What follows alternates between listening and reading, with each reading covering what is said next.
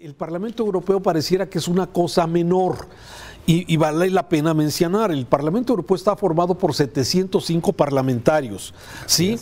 Está formado desde 1952.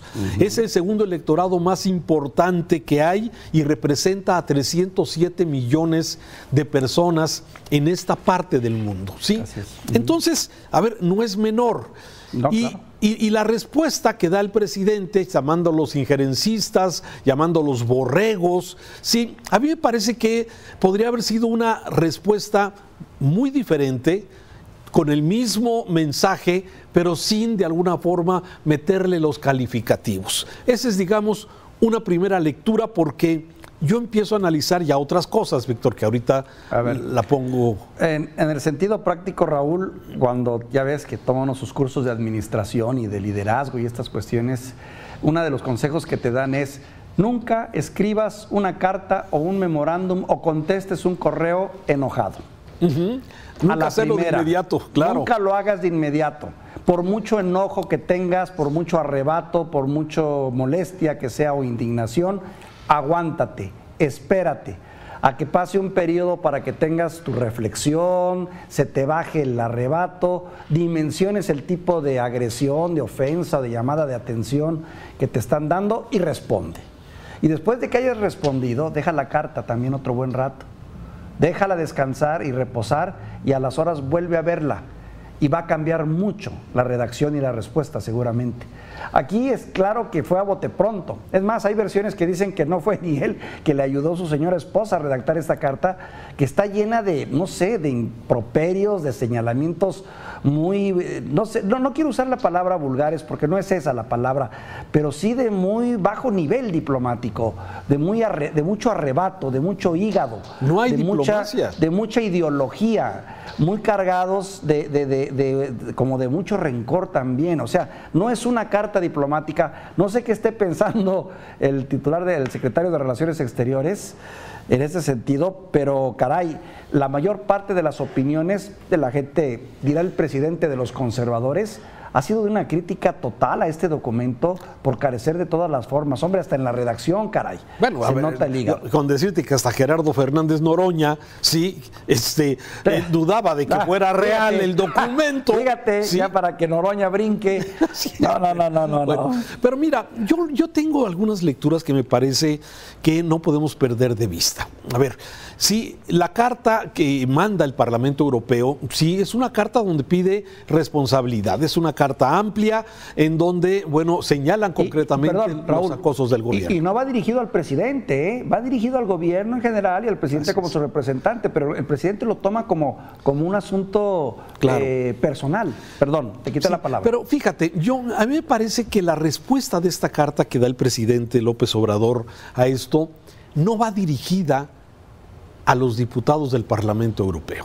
Sí, creo que esta carta va dirigida aquí, a los seguidores, a quienes de alguna forma siguen desde luego la idea, y el presidente sabe explotar muy bien con su palabrería este sentimiento anticolonial, el antiimperialista, el antiyanquismo, todo esto que el presidente, como hemos hablado muchas veces, llega al sentimiento de las personas. Entonces me parece que la respuesta que se da, si el presidente no está pensando en las consecuencias que pueda tener, por ejemplo, en el tratado comercial que tiene México con Europa, con todos los países de Europa. El tratado se llama el Tratado de Libre Comercio de la Unión Europea-México. ¿Sí? No está pensando en las consecuencias, simplemente él puede pausar las relaciones con España, nuestro segundo socio comercial.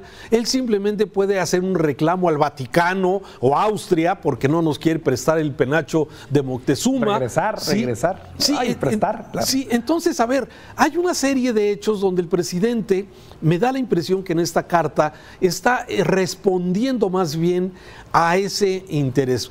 El que pone en esta carta de respuesta que eres el segundo presidente más popular del mundo, de acuerdo a una casa encuestadora, que nadie conoce, pero bueno, así él mismo lo exalta, me parece que entra más bien en ese discurso hacia adentro, hacia el interior y hacia sus seguidores del presidente López Obrador aquí en México, sin tomar en cuenta, oye, ¿en qué papel deja Marcelo Ebrard?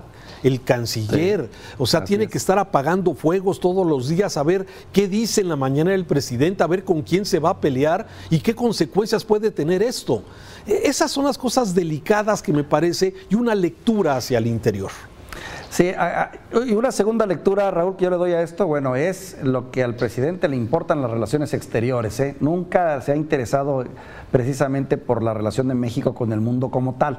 Solo cuando ya se ha visto forzado por las circunstancias, por la economía o por la política de alto nivel, es cuando ha tenido que echar mano de las relaciones internacionales o hacer enlazos. Pero él en alguna ocasión lo dijo, ¿no? La mejor política es la que se hace hacia el interior, no hacia afuera, algo así. Por un lado. Por el otro lado también, pues esto también sirve para darnos cuenta el tipo de concepción que tiene el presidente de lo que es, pues son los modelos de desarrollo económicos y sociales. Está claro, el presidente ve aquí dos grandes bloques, los explotados y los explotadores.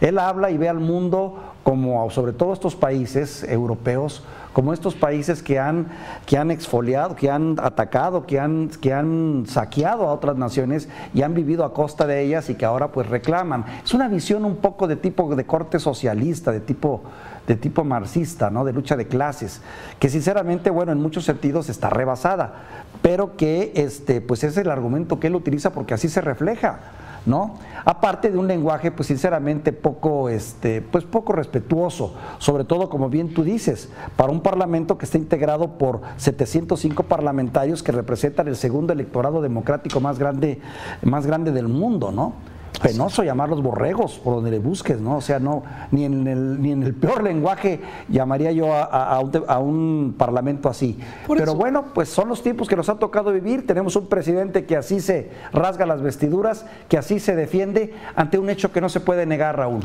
Pero cada vez es más evidente los problemas que tenemos y estos cada vez más rebasan nuestras fronteras. Yo concluyo con dos vertientes más, con dos anotaciones, si me permites. Una de ellas, ¿sí?, es que lamentablemente lo que está ocurriendo, lo que está pasando en México, dejando de lado los grandes problemas torales de este país, que es la violencia, que es la salud, que es la crisis económica, que es el tema de la educación y todos esos renglones fundamentales, ¿sí? El presidente está metido en otra agenda, ¿sí? En la agenda de la política, del centralismo de poder, de lograr que sus aliados dentro del Congreso pues voten como ayer esta ley, este acuerdo de ley, este acuerdo para que se pueda interpretar la ley del veto con motivo de esta consulta que se va a realizar el próximo 10 de abril. Entonces me parece que de alguna forma, por un lado, si el problema fuera solamente del presidente, pues bueno, o sea, sería su problema. El asunto es que todo lo que hace el presidente, en este caso con este tipo de relaciones internacionales, afecta finalmente a los mexicanos. Ya lo decía el anterior entrevistado de Magda. El tema, por ejemplo, de los acuerdos comerciales que tiene México con algunos países europeos. España, el segundo más importante. ¿Cuáles van a ser las consecuencias de pausar la relación? ¿Cuáles son las consecuencias de esto? Y lamentablemente, sí, la verdad es que tú, que eres una persona que has viajado por el mundo y lo seguirás haciendo, sí, y cuando oyes hablar de México, de todas las cualidades que tenemos en el país, la verdad es que uno se siente muy orgulloso, sí, pero cuando ves este tipo de cosas y que realmente nos avergüenzan a muchos mexicanos el que tengamos un líder de este nivel en el que pues se refiere con calificativos despectivos hacia otras personas, hacia otras naciones, la verdad es que es complicado, Víctor, no solamente el asunto de los dimes y diretes, sino el daño que puede provocar a nuestra nación. El presidente hace motivo de su orgullo y de ello se siente honrado, dice, de venir de abajo, de ser un hombre de lucha, de ser un hombre del pueblo, de distar mucho de los políticos tradicionales y de tener un estilo personal de gobernar. Pero hay que saber también hasta dónde llegan los límites y los alcances de una investidura presidencial, porque finalmente no es la persona, es el presidente, el hombre que representa a toda una nación, que pretende aspirar a un desarrollo mayor y que con este tipo de expresiones y de manifestaciones y descontadas, pues no nos deja bien parados. Estamos mal y de malas, porque no solo eso, tenemos, como bien tú dices, esos problemas torales que no hemos podido resolver, y el presidente está más enfrascado en una lucha de tipo ideológico que de tipo de solucionar, como debiera de ser, los muchos problemas que nos aquejan, que ya los hemos tratado, Raúl. Desde luego, y bueno, y esto sigue polarizando al país, ¿no? Para los seguidores de López Obrador, este es un mensaje potente del presidente, con una postura clara. Se lo van a aplaudir, sí, muchos se lo van a aplaudir y van a empezar a defenderlo y van a decir que son los países colonialistas, que están cuidando sus intereses, que eso es lo que ellos quieren, que no les interesa México. Va a empezar la discusión que ya la sabemos, Raúl. Ya la sabemos y lamentablemente, bueno, como digo, yo no sé qué maromas va a hacer Marcelo Ebrard. ¿Sí? A ver, hay quien dice que debe renunciar, irse ya por la libre. Si hubiera dignidad, pues quizás ya hubiera tomado ese dato con el tema de Panamá, con el dato de la pausa de España, pero bueno, sin embargo, ha estado tragando sapos, esa es la realidad. Bien, dicen que en política es el arte de tragar sapos sin hacer gestos, mi querido Raúl. Vamos a ver. Fin de semana ya. Oye, y hace exactamente una semana surgió, fíjate cómo parece que cada semana hay un nuevo escándalo. El escándalo de hace una semana fue las llamadas de Hertz Manero. Sí, fue viernes. Sí, bueno, y ahora este viernes pues tenemos la cartita del Parlamento Europeo. Y hace unos días el partido de Querétaro y otros. Te digo que este país no nos da tiempo de reflexionar y analizar los grandes escándalos, porque ya viene el escándalo de la siguiente semana. Que Dios nos libre y nos agarre confesados, Raúl. Gracias, Víctor. Un saludo, muy buenas tardes. Vamos a